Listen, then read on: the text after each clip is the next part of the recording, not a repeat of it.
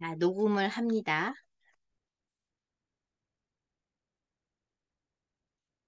네, 오늘은 그 욜디락스라는 거에 대해서 말씀드릴게요. 욜디락스는 그 욜드와 골디락스를 합친 말이에요.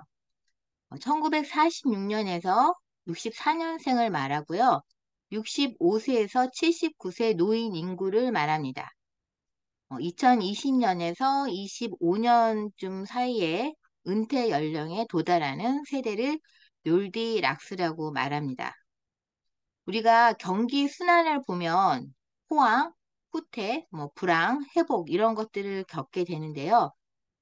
불황기와 호황기 사이에 나타나는 경제 봄과 같은 시기를 욜디락스라고 봅니다. 불황기를 이제 겨울로 보고요. 호황기를 여름으로 봐서 그 중간에 그 경제 봄과 같은 시기를 욜디락스로 보는데요. 여기에서 이제 욜드족이라고 이제 용어가 나왔습니다. 욜드라고 하는 것은 올드하고 영하고 합친 말이에요. 영과 올드를 합친 말인데 영하면서도 올드하다는 뜻이에요. 그래서 나이는 많지만 젊게 사는 걸 말합니다. 골디락스라는 동화 아시죠? 그 골디락스는 영국의 그 전래 동화에서 골디락스와 곰 세 마리에 등장하는 소녀 이름에서 유래한 용어예요. 이제 소녀가 곰이 끓인 세 가지 수프를 맛보죠. 아빠 곰 수프는 너무 뜨겁고, 엄마 곰 수프는 너무 차갑고, 또 아기 곰 수프는 적당히 식어서 골디락스가 맛있게 먹고 침대에 잠들다가 돌아온 곰들에 의해서 발견되는 내용의 동화입니다.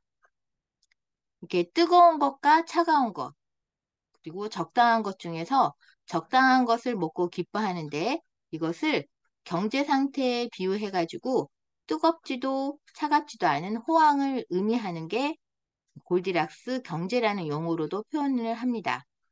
여기에서 이제 그 골디락스 경제라는 용어는 UCLA의 레이비드 슐먼이라는 사람이 이 용어를 처음 사용했어요. 그래서 인플레이션을 우려할 만큼 과열되지도 않고 또 경기 침체를 우려할 만큼 냉각되지도 않은 경제 상태를 골디락스에 비유한 건데요.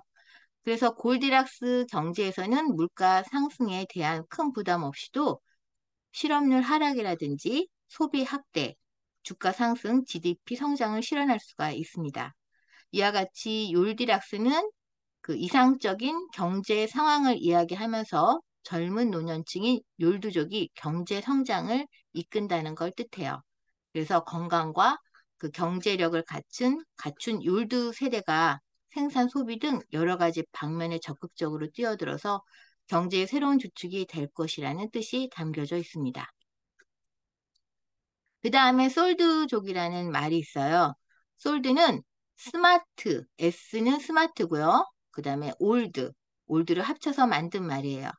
이거는 이제 60에서 70대 나이의 어르신들이 그 스마트폰을 잘 활용하는 세대를 말합니다. 즉 이제 제가 이런 솔드족에 이제 해당할 것이라고 생각이 드는데요. 그 건강과 경제력을 바탕으로서 사회생활을 지속하면서 적극적으로 은퇴 자산을 관리하는 스마트 시니어가 바로 솔드족이라고 할 수 있습니다. 이 솔드족은 경제 공부로 무장한 개미들을 또 솔드족이라고 할 수 있는데요. 한국의 주식시장에서 공격적인 매수자로 나서기도 합니다. 그러니까 보통 소액주주, 개인 투자자로 해외 주식에 직접 투자하는 서학개미로도 활동을 합니다. 그래서 이 솔드족은 디지털 기술 사회에 잘 적응하고 있는 아주 스마트한 세대라고 할 수 있습니다. 자, 이제 파이어족이 있는데요.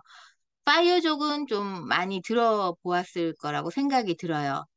이 단어는 비키 로빈과 조 도미 후에즈가 쓴 Your Money or Your Life라는 책에서 나온 용어인데요. 여기에서 fire라고 해서 불이 아니라 이 fire에서 F는 financial을 뜻하고요. 그리고 I는 independence, 그리고 R은 retire, 그리고 E는 early예요. 그래서 financial independence라고 하는 것은 경제적인 독립이고요.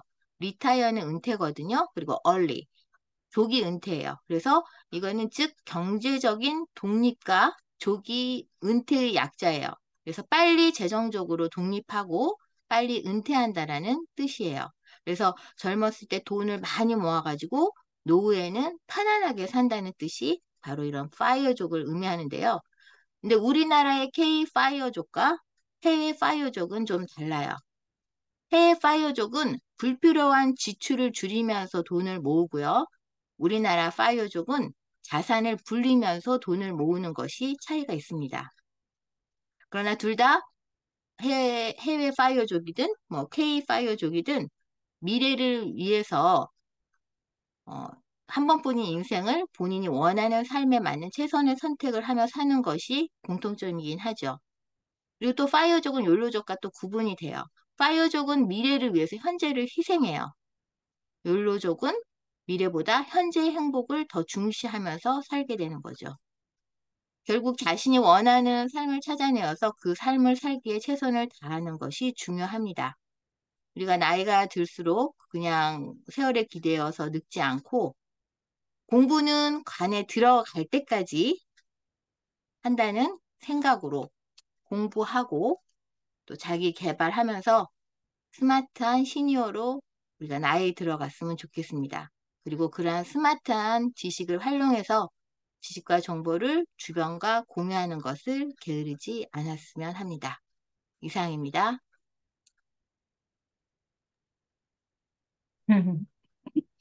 아이고, 준비하시느라고 또 고생 많으셨죠?